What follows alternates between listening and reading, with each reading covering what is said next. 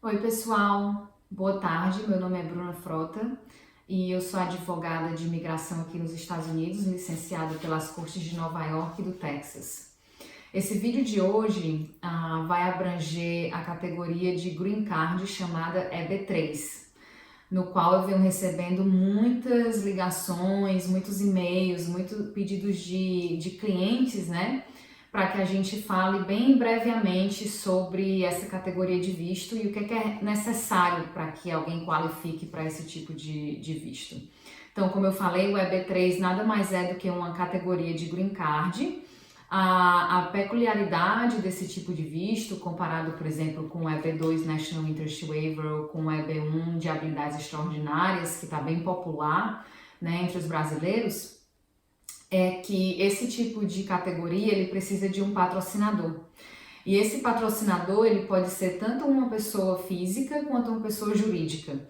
E aí, quando eu chamo de pessoa física, geralmente os exemplos mais comuns são, por exemplo, existe uma família que tem uma babá, ou que tem um au pair, ou que tem uma pessoa que gerencie, né, a casa, uma governanta, e que essa família precise dessa profissional ou desse profissional trabalhando permanentemente, né, dentro da casa. Então, essas pessoas físicas, elas podem ser patrocinadoras desse tipo de Green Card EB3 e também as empresas, né, uma corporation, um LLC, que são as empresas, os tipos de empresas mais comuns aqui nos Estados Unidos. Mas também existem empresas que são gerenciadas, né, por pessoa física e que não necessariamente elas são incorporadas, né, que são as chamadas DBAs ou Doing Business As, que são a solo proprietor, né? Então, se você tem uma empresa na qual o seu patrocinador ele nunca formalizou, né? Ele nunca registrou essa empresa, também pode ser considerado uma empresa como DBA.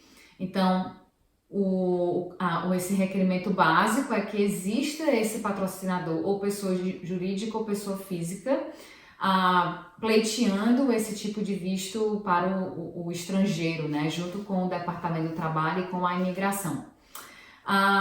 E quando você tem esse patrocinador, né, que esteja disponível e esteja bem engajado em patrocinar esse Green Card para você, você vai ter que fazer um assessment, né, se você realmente qualifica para esse tipo de Green Card, baseado na sua experiência e na sua educação do passado.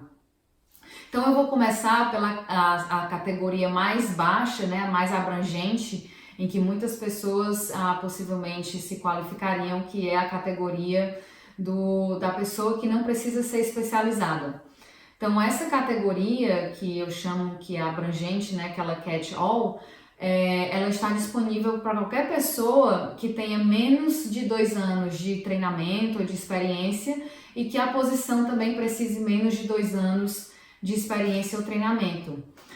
Geralmente essas posições de cortador de grama ou de pessoas que façam limpeza geral ou então até mesmo de babá ou de au pair, né?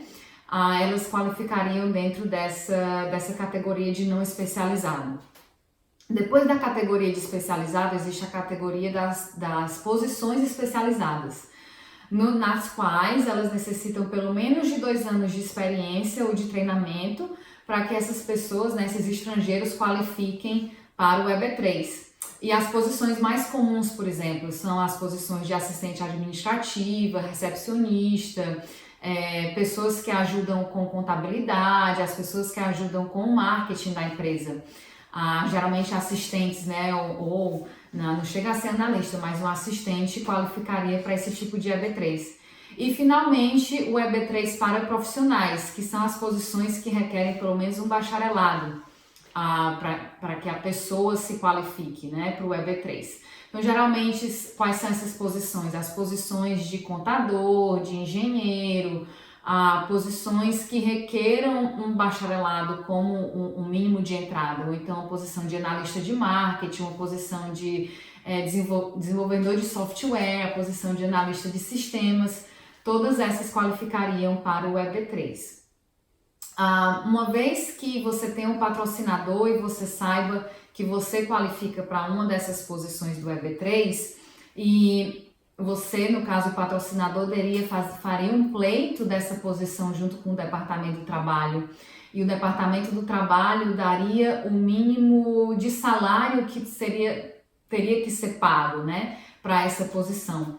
E aí entra, na verdade, o papel do advogado em ajudar você e o seu empregador a fazer no caso, uma descrição de cargo na qual, quando você for recrutar, colocar essa posição no mercado de trabalho, que o Departamento do Trabalho só vai deixar que esse processo ele tenha continuidade se não existirem americanos ou residentes capazes disponíveis para o tipo de posição que esteja sendo oferecida. Então, o papel do advogado é muito importante, né, para que tenha sucesso essa petição. E nós somos muito experientes com o EB3, fazemos de muitas empresas, estamos à disposição. Se tiverem mais dúvidas, podem entrar em contato com o nosso escritório e podemos fazer uma consulta.